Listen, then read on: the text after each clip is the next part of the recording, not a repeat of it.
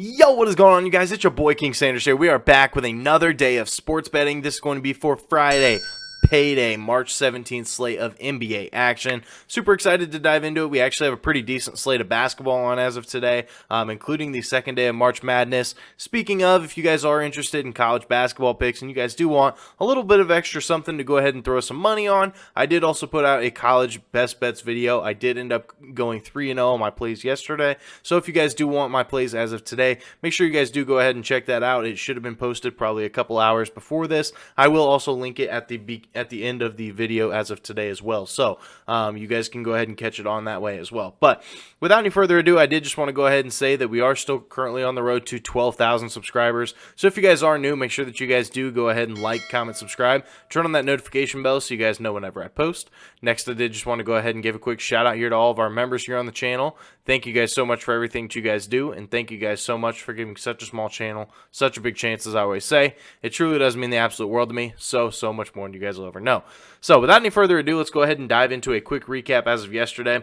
We were actually pretty close to bringing out the brooms. We ended up going 2-1. Would have been really crazy to be able to bring out the Sunnies in this video and in the college basketball video. We were very close, but no cigar. So we did end up having Fred VanVleet under 20.5 points versus OKC. Ends up getting that done for us. Finishes right with 19, so it's definitely sweaty, but it did end up working out for us. Then we had the Magic +7 versus Phoenix at -110.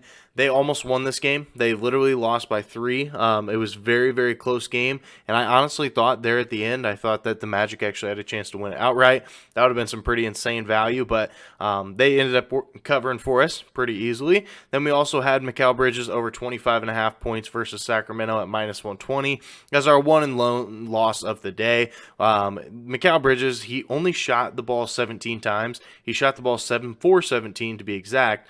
He had a really he had a pretty decent shooting night. It was just a fact of he did not get those extra 3 or 4 shot attempts that he normally does get. And if he did, I think that there's a chance that it hits the over. I thought that it was still a good bet regardless. And the game almost went into overtime. The Kings ended up pulling away a little bit there towards the end, but they ended up winning by exactly, I think it was 5 points. So the game was really, really close. And if it would have went to OT, I'm pretty confident that Mikal Bridges would have hit us over. But regardless, it is what it is. Finishes right with 23 points. Was very, very close. So we ended up going 2-1 on our plays. And as always, if we are going to be doing the $50 giveaway, if I have a losing week from yesterday all the way through the end of the week, so through Sunday.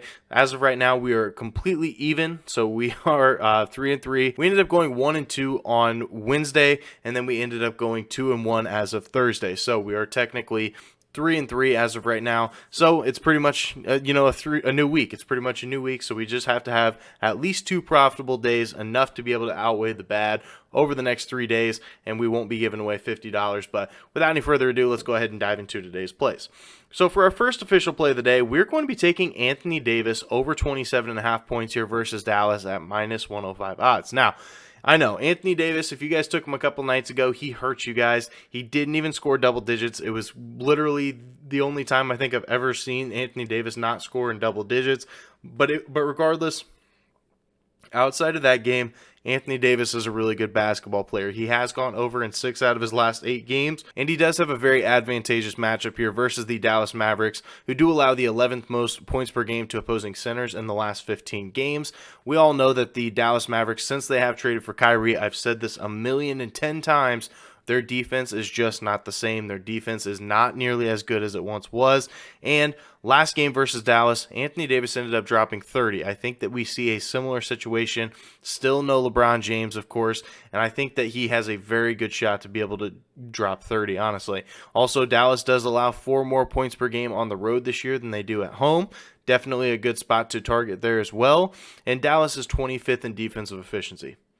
One of the worst defenses in all of basketball. Ever since they added Kyrie, that number has dropped drastically. Dallas is also 10th in paint points allowed, so obviously Anthony Davis is not quite the three-point shooter that he once was, so he has been taking it inside. He's been shooting a lot more paint shots, and with that being said, this is a great matchup here for him. I think that he easily gets to 30, so that is going to be our first official play of the day. Anthony Davis over 27.5 points here versus Dallas at -105 odds. Now for our second official play of the day, we're going to be taking my Chicago Bulls -3 here versus the Timberwolves at -110 odds. Now, if you go ahead and Google Bulls game log versus the Timberwolves, they did already play this year, and the Timberwolves absolutely destroyed Chicago. They ended up winning 150 to 126. Awful game. But I think this is a great spot to go ahead and bounce back because those teams were completely different back then. If you take a look at the Minnesota Timberwolves, they still had D'Angelo Russell on the team. Obviously, a pretty good scorer for that team. And the Bulls, they did not have Patrick Beverley. They were still giving minutes to guys like Tony Bradley. So both these teams have looked very, very different. And since then, Chicago now has a top 10 defense in all of basketball in points allowed. They're 10th in points allowed. They have the 7th best defensive efficiency in basketball.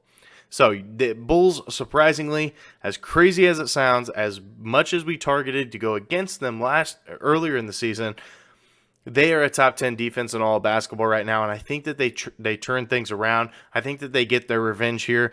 Also, Minnesota is not as great on the road as they are at home. They are 16-17 against the spread on the road this year, and Chicago is 11-8 against the spread as a home favorite. So a lot of times when they are favorites at home, they do take care of business, and I think that we see the exact same thing here. So we're going to be riding with it here for our second official play of the day.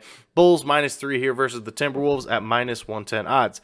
Now for our third and final play of the day, we're going to be taking Tobias Harris under 12.5 points here versus the Charlotte Hornets at -120 odds. Now I know, when I said that and it came out of my mouth, it probably sounded weird. But if you look at Tobias Harris's game log, for some reason, Tobias Harris is completely out of the game plan. Like, completely out of the game plan. Over the last 10 games, he is only averaging 8.2 field goal attempts per game. He is not shooting the ball. He is barely even touching the ball. He's kind of just out there to sit in the corner and shoot threes when he is wide open. Tobias Harris is really not doing a whole lot with the basketball, not even getting double-digit shot attempts. And over the last couple games, we've seen him only play 25 minutes in some of those games, including the two versus Washington the other night. He is not getting nearly as minutes as he once was. I don't know if they're trying to rest him for playoffs. I don't know if they are just deciding that they want to do new rotations. I don't know what it is. But for some reason, Tobias Harris is not getting the same workload as he did towards the beginning of the year or especially last year. So I do like the spot here, honestly. And Charlotte, surprisingly, they've been a pretty good defense here recently. They've covered a lot of games, and they've kept a lot of these games close. They've started to actually play some pretty solid defense. And Charlotte, they do allow the 5th fewest points per game to opposing forwards in the last 7 games. They've been really good to that forward position, and I know that it's weird because we targeted Charlotte I don't even know how many times this year, but they have been pretty solid here recently. And Charlotte is also the 9th slowest pace in the last 3.